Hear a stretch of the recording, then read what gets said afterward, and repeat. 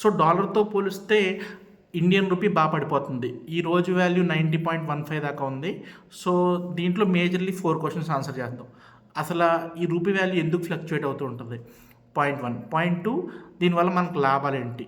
Point 3, దీనివల్ల మనకు నష్టాలు ఏంటి? పాయింట్ 4, దీన్ని క్యాలిక్యులేట్ చేయడానికి ఏదైనా సింపుల్ ఫార్ములా ఉందా? ఫస్ట్ పాయింట్, ఇది ఎందుకు ఫ్లక్చుయేట్ అవుతుంది? మేజర్ రీజన్ వచ్చేసి ఇన్ఫ్లేషన్. ఇండియన్ ఇన్ఫ్లేషన్ 6.5% దాకా ఉంది. అమెరికన్ ఇన్ఫ్లేషన్ 2% దాకా ఉంది. సబ్జెక్ట్ టు కరెక్షన్, బట్ ఇది యాక్యురేట్ వాల్యూసే. సో దీన్ని బేస్ చేసుకుని, అంటే మీకు అర్థమైంది కదా, ఇండియన్ ఇన్ఫ్లేషన్ ఎక్కువ ఉంది, అమెరికన్ ఇన్ఫ్లేషన్ తక్కువ ఉంది అనే పాయింట్ బేస్ చేసుకుని ఉంటుంది. So obviously developing economies inflation ఎక్కువ ఉంటుంది, డెవలప్డ్ ఎకానమీస్ ఇన్ఫ్లేషన్ స్టాగ్నెంట్ ఉంటుంది. ఇదంతా మీకు తెలిసిందే. So point 1 is clear. ఇంకా రీజన్ ఏంటి? ఆర్బీఐ ఈసారి కొంచెం బాగా ఎక్కువ ఇంటర్వ్యూన్ అవ్వలేదు. ఇదివరకు 86 రూపీస్ ఉండేది, అప్పుడు బాగా ఎక్కువ ఇంటర్వెన్షన్ ఉండేది, డాలర్స్ని ఫ్రీ మార్కెట్లో అమ్మేసేది. ఈసారి అంత ఇంటర్వెన్షన్ లేదు, ఎందుకంటే మెయిన్ రీజన్ ఎక్స్పోర్ట్స్ని బాగా ప్రమోట్ చేద్దామని. సో ఇది మీ సెకండ్ పాయింట్ కూడా, ఇది మన సెకండ్ పాయింట్ ఆన్సర్ చేస్తుంది. మనకి అడ్వాంటేజెస్ ఏంటి?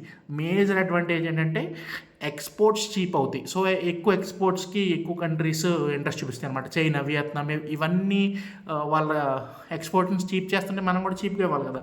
సో రూపీ రేట్ తగ్గే కొద్దీ ఎక్స్పోర్ట్స్ బాగా డెవలప్ అవుతాయి. అందుకే ఐటీ స్టాక్స్ చూస్తే మీరు బాగా పెరుగుద్ది. రూపీ పడే కొద్దీ ఐటీ స్టాక్స్ పెరుగుతూ ఉంటాయి. అండ్ మనకు నష్టాలు ఏంటి? మెయిన్ నష్టం ఏంటో తెలుసా? Import, crude oil import. మనం క్రూడ్ ఆయిల్ ఇంపోర్టర్ మనం. సో క్రూడ్ ఆయిల్ ఇంపోర్ట్ చేసుకోవడం బాగా కాస్ట్లీ అవుతుంది.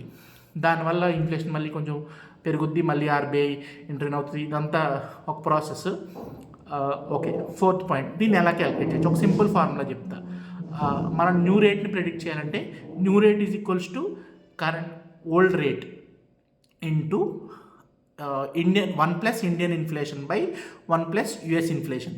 సో దీంతో మనం వచ్చే రేట్ని ప్రెడిక్ట్ చేయొచ్చు. సో ఇప్పుడు 90.15 అనేది నేను బాగా ఎక్కువేం అనుకోవట్లేదు, ఇట్స్ కంట్రోల్లోనే ఉందనుకుంటున్నాను.